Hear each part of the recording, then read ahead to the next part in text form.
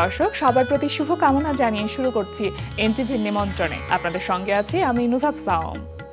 দর্শক, এনটিভির নিমন্ত্রণে অনুষ্ঠানটি শুক্রবার ছাড়া সপ্তাহের প্রতিদিন সকাল ৯টা ৩০ এনটিভির পর্দায় দেখতে পাবেন।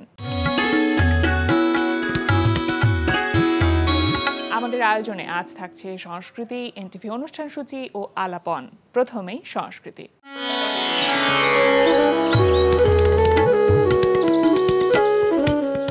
বই কেবল তথ্যবাহী বস্তু নয়, এটি হয়ে উঠেছে একটি শিল্প মাধ্যম যেখানে প্রতিটি পৃষ্ঠা বলছে এক একটি গল্প।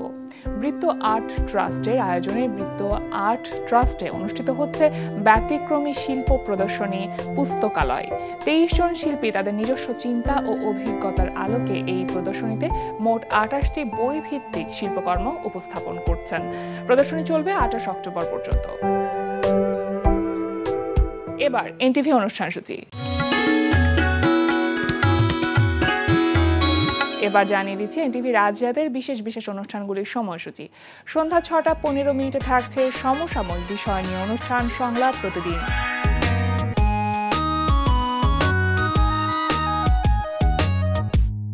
সন্ধ্যা ৬টা ৪৫ থাকছে খেলাধুলা বিষয়ক অনুষ্ঠান গ্যালারি।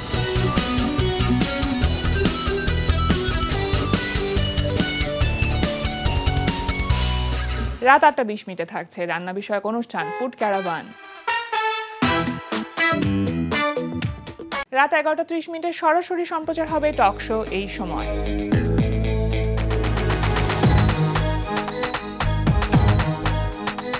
এই ছিল এনটিভির আজ রাতের বিশেষ বিশেষ অনুষ্ঠানগুলির সময়সূচি। এবার আলাপন।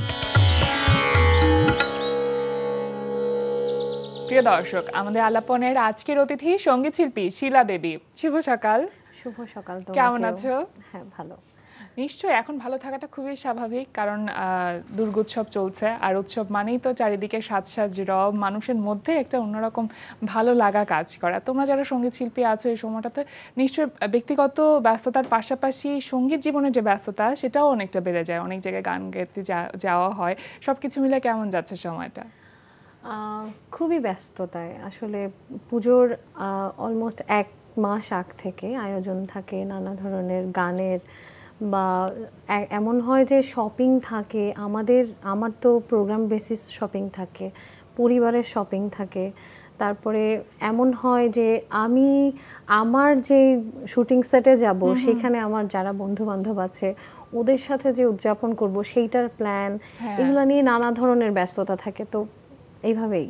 আচ্ছা, স্টেজ শো কি করা হয়েছে এবারের পুজোতে? অষ্টমীতে আমার হয়েছে বনানী পূজা মণ্ডপে, এবং চমৎকার ছিল। অডিয়েন্স খুব ভালোভাবে কোঅপারেট করেছে। আমার কাছে মনে হয়েছে যে পূজা জিনিসটা না এমন বিষয়, সেটা হচ্ছে আবহাওয়াটাই অন্যরকম হয়ে যায়। একদম আসার আগেই মনে হয় যেন আমি এই সময়ের মধ্যেই পূজাটা হওয়ার ব্যাপারটা, যেমন বাতাসে গন্ধ ছড়ায়, শরতের একটা গন্ধ থাকে, আবার পূজোর একটা গন্ধ থাকে। হ্যাঁ, মানুষ হচ্ছে দেখেছো বোধহয় কাশফুলে মানুষ অলরেডি এত যাচ্ছে যে ম্যাক্সিমামের ছবি হচ্ছে পুজো কেন্দ্রিক ছবি। হ্যাঁ, খুবই ভালো লাগে। মন থেকেই কেমন জানি একটা আনন্দ আনন্দ ভাব থাকে এই সময়টাতে। যখন তোমার সঙ্গীতের যেই স্টেজ শো বলি বা অন্যান্য প্রোগ্রাম বলি, যেরকম আজকে এসেছো তুমি, সেইগুলো ছাড়া যখন নিজের ব্যক্তিগতভাবে আসলে পুজোটাকে উদযাপন করতে চাও নিজের পরিবারের মানুষদের সাথে, সেটা কিভাবে করো? আমি যেদিন পরিবারের সাথে পুজো করব বা আনন্দ বিষয়টা, সেদিন না আমি সাজা বা নিজেকে সাজানো নিয়ে ব্যস্ত থাকি না। আচ্ছা, আমার কাছে তখন মনে হয় যেন আমি তো খুব কম সময় পাই পরিবারের সাথে থাকতে, তো এই যে সময়টা আমি পেলাম ইচ্ছে মতো কাটাবো। এবং সেটা হয় আমি নিজে হয়তো রান্না করি, আমি নিজে সার্ভ করি সবাইকে, সবাই আমার সাথে খুব ভালোভাবে লেগে থাকে। এবং সাজাগোজার ব্যাপারটা একটা পর্যায়ে তখন আসে যখন আমরা হয়তো পুজো মণ্ডপে ঘুরতে যাব, বা দেখা গেল যে একটা ছবি আমার হয়তো এখন হবে সবার সাথে, তখন হয়তো এটাকে প্রয়োজন বোধ করি। এবং আমি চেষ্টা করি যে আমার একটা মিনিটও যেন আমার পরিবারের সাথে সময়টা নষ্ট না হয়। আচ্ছা, খুব ভালোভাবে আমি সেই রান্নার কথা বলছিলে। পুজো মানেই তো আসলে নাড়ু, বিভিন্ন রকম মিষ্টান্ন খাবার, এছাড়া সবজি তো আছেই, মানে তারপরে আবার লুচি, মানে এত কিছু বলতে বলতে আমার নিজেরই মুখে পানি এসে যাচ্ছে। নিমন্ত্রণ তোমাকে, আসো বাসায়। আমি খুব ভালো রান্না করি, কনফিডেন্টলি বললাম, কারণ ছোটবেলা থেকে আমার রান্নার খুব অভ্যেস এবং কিচেনটা আমার খুব ভালো লাগার একটা জায়গা। বাহ, দারুণ। কোন একটি খাবার যেটা পুজোতে তুমি রান্না করবেই বা খাবেই? সেটা হচ্ছে লুচি আলুর দম বাহ, এবং পায়েস। এটা আমাদের আরেকটা খাবার হয় পুজোতে, সেটা হচ্ছে খিচুড়ি।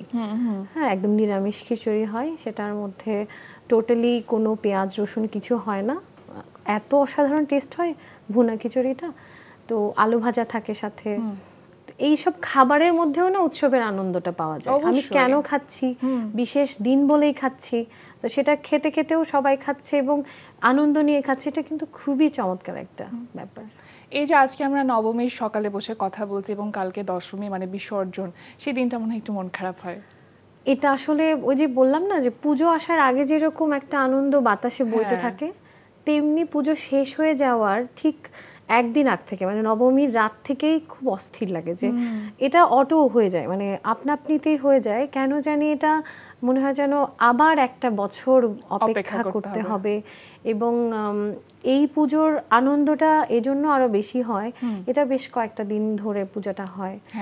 আজকে আমি যেতে পারলাম না, কালকে আমি একটু মণ্ডপ ঘুরে আসলাম, আত্মীয় স্বজন সবার সাথে দেখা হয় এবং মানে আসলে দিন তো পার হয়েই যাবে, মনকে তো বোঝানো যায় না। সেটাই খুব মজার থাকে, কিন্তু শেষ দিনের আগে প্রচন্ড কষ্ট হয়, চোখেও পানি চলে আসে এবং সেইটা এত এত এত বেশি মানে মায়া কাজ করে সবার প্রতি যে আমি আমার মতন করে থেকে গেলাম এক বছর পর আবার আমাকে এই দিনটা জন্য এই উৎসবের জন্য অপেক্ষা করতে হবে। এমন হয় যে যারা এই বছরটাতে বেঁচে ছিল, যারা মুরব্বী ছিল বা দেখা গেল আমার খুব প্রিয়জন যারা হয়তো এই বছর ছিল, পরের বছর তাদেরকে পেলাম না, মানে এই যে অনেক কিছু রিলেট করে আর কি এটার সাথে প্রচন্ড।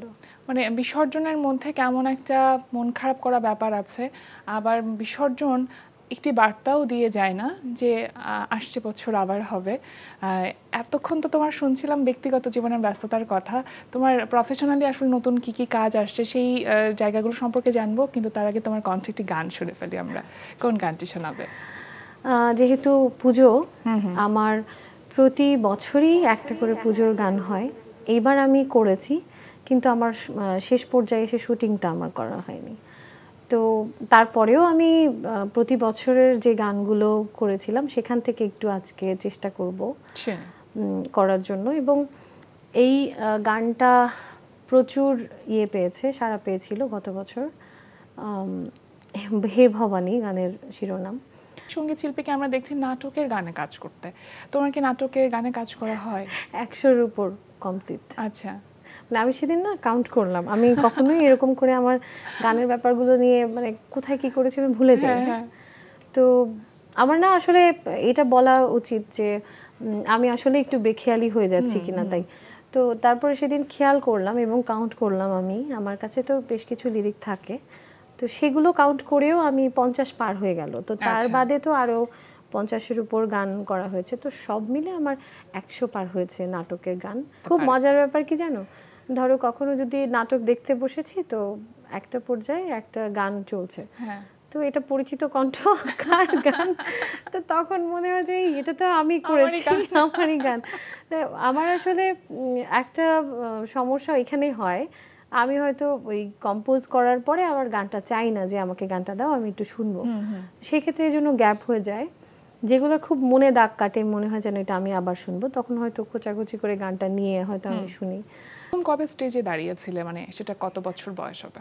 অনেক ছোট, মনে করো যে আমার স্কুলে তো আসলে যাওয়া হয়নি তখনও, কিন্তু আমার গান শুরু হয়ে গেছে। আর পুজো উপলক্ষে প্রথম স্টেজে দাঁড়ানো, মানে সেটা কি মনে আছে তোমার? কোথায়? হ্যাঁ মনে আছে, আমার মনে আছে যে এটা ছোট একটা গল্প বলি।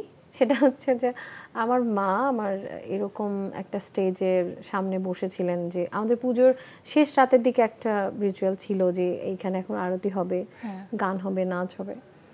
তো মা হচ্ছে আমাকে রেডি করে দিয়ে স্টেজে বসিয়ে দিয়েছে যে তুমি এরপরে তোমার গান। হ্যাঁ, তো মা অপেক্ষা করে বসে আছে যে আমার গান হবে, মা তো দেখবে। আসলে নিজের সন্তানের পরিবেশনা দেখতে তার কাছে একটা অন্যরকম ব্যাপার। হ্যাঁ, এটা একটা গর্বের ব্যাপার না? তো এমন হয়েছে যে আমি আমার পর্যায়ে যখন আসলো আমি তো ঘুমিয়ে গেছি। তো আমি স্টেজে বসেই ঘুমাচ্ছি, আমাকে জাগানো হচ্ছে, হ্যাঁ ওঠো ওঠো তোমার গান। হ্যাঁ, এতটাই ছোট যে এত রাত জাগা ভোরবেলার যে আয়োজন সেটা যে আমাকে কনসিয়াসলি থাকতে হবে এটা অ্যাকচুয়ালি আমার মাথা থেকে চলে যায়। এবং ওই পুজোটা ছিল আমার বাবার একটা ফ্রেন্ডের বাসায়, তাদের আয়োজন। তো আমরা প্রতিবারই আঙ্কেলদের বাড়িতে যেতাম ওই দিনটাতে, এবং আঙ্কেল খুব মজা পেয়েছিল যে আমার মেয়ে গান গায়নি, কিছু হয়নি, এটাতে সে যে ওইখানে থেকে সবাইকে মজা দিয়েছে, সে সবাই যে হাসলো, মানে শিল্পী গান করতে এসে ঘুমিয়ে পড়েছে। পরে তো আর শিল্পীর গান পরে গান গেয়েছি, হাই তুলে মাইক্রোফোন হাতে নিয়ে আমার ওইটা ছিল নবমীর দিন রাতের বেলা। আচ্ছা, ভীষণ সুন্দর একটি গল্প শুনলাম। আচ্ছা, এই যে এতগুলো বছর তোমার গানের সাথে চলে গেল, 2012-তে ক্লোজ আপ ওয়ানে তুমি টপ 10-এ ছিলে, এবং তারপরে আবার সিলন সুপার সিঙ্গারে তুমি ছিলে, তো সবকিছু মিলে একটা লম্বা যাত্রা, কিন্তু এখনো কাজ করে যাচ্ছ। সব থেকে চ্যালেঞ্জিং সময়টা তোমার কোনটা ছিল? আসলে প্রতিদিনই আমার চ্যালেঞ্জ লাগে।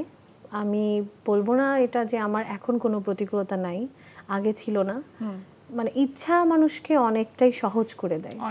আমি যদি মনে করি যে আমার জীবনে এই জিনিসটা আমার লাগবে, সেক্ষেত্রে আমি অ্যারেঞ্জ করে নিতে হবে, এটাই হচ্ছে স্বাভাবিক। তো মা যখন মারা যায় তখন আমি তখন ক্লাস 5-এ পড়ি।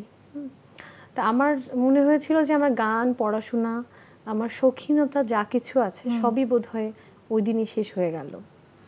কিন্তু আমার বাবা এবং আমার পরিবার আমার পাশে এত সাপোর্ট দিয়েছে, এমনভাবে ছিল যে আমার বড়দা ভাই লেট ম্যারেজ আমার জন্য, সে ভেবেছিল যে বিয়ে করলে যদি আমার বোনের বড় হওয়াটা কোনো ধরনের ব্যাহত হয়, তাকে যদি আমরা প্রপার যত্নটা করতে না পারি। আসলে এই ব্যাপারটা ছিল না, কিন্তু তাদের ভয় ছিল যে একজন আসলে তাকে মেনটেন করা বা আমার বোনকে মেনটেন করা ব্যাপারটা। এবং আমার মেজদা ভাই, আমার গান যদি আমি কোনোভাবে একটু প্র্যাকটিস কম করতাম, আমার সাথে খুব বিরক্ত হতো, মানে বলতো না তোমার সাথে কথা বলবো না, তুমি একটা করে গান গাও, আমি তোমাকে একটা করে চকলেট দিব। মানে এই যে উৎসাহর ব্যাপারটা, প্রতিনিয়ত যে একটা ইন্সপিরেশনের ভেতরে থাকা, সেটা তোমাকে এত দূর পর্যন্ত এগিয়ে নিয়েছে। সামনের দিনগুলো কি চিন্তা করো, কি দেখো, নিজেকে কোথায় দেখো? আমার তো ভালো গান করে যাওয়ার ইচ্ছে।